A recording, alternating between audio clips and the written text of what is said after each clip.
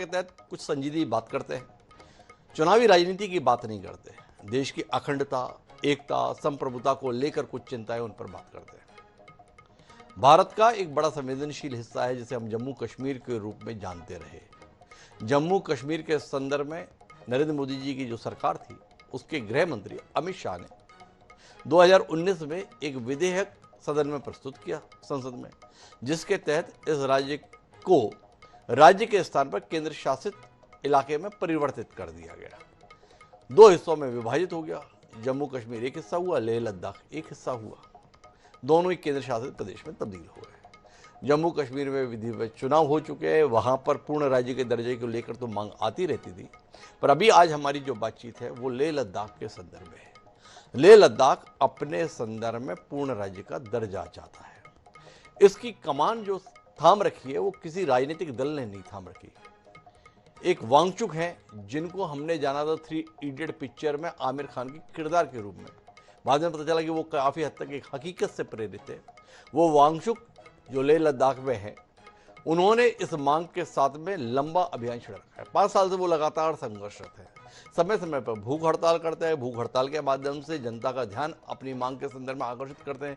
बड़ी संख्या में युवा, स्थानीय लोग उनकी इस मांग के समर्थन में रहते हैं। वहां से लेकर दिल्ली तक अपनी आवाज़ पहुंचाने की कोशिश करते हैं। केंद्र कभी कभी उनकी आवाज़ को सुन भी लेता है, समय अनुसार कदम उठाने की कोशिश भी करता है। अभी साल भर पहले ही इस आवाज़ की सुनवाई हुई थी, जिसके तहत लद्दाख में 5 नए जिलों के गठन का ऐलान भी अमित शाह जी के द्वारा किया गया था। लेकिन इसके बावजूद भी पूर्ण राज्य की दिशा में काम बहुत आगे नहीं बढ़ा। साथ ही उनकी मांग है कि उनके यहाँ केवल एक लोकसभा क्षेत्र, उस लोकसभा क्षेत्र को बढ़ाकर 2 किया जाए। लद्दाख और साथ साथ कारगिल, आज हम इसी संदर्भ में बात करने वाले हैं। बात इसलिए करने वाले हैं कि कल वहां पर व्यापक स्तर पर हिंसा हुई। हिंसा इस कदर हुई कि 70 से ज़्यादा लोग घायल हो गए, 4 लोगों की मौत हो गई।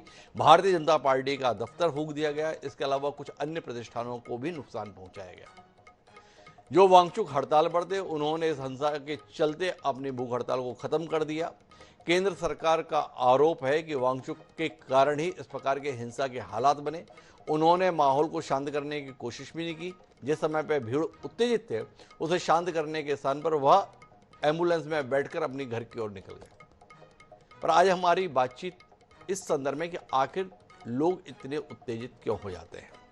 इस पूरे घटनाक्रम को जैन जी के संदर्भ में भी निरूपित करने की कोशिश की जा रही है। जैन जी के संदर्भ में वैसे ही जैसे नेपाल में हुआ, जैसा बांग्लादेश में हुआ या श्रीलंका को भी कुछ लोग उदाहरण के तौर पर बताते हैं। पर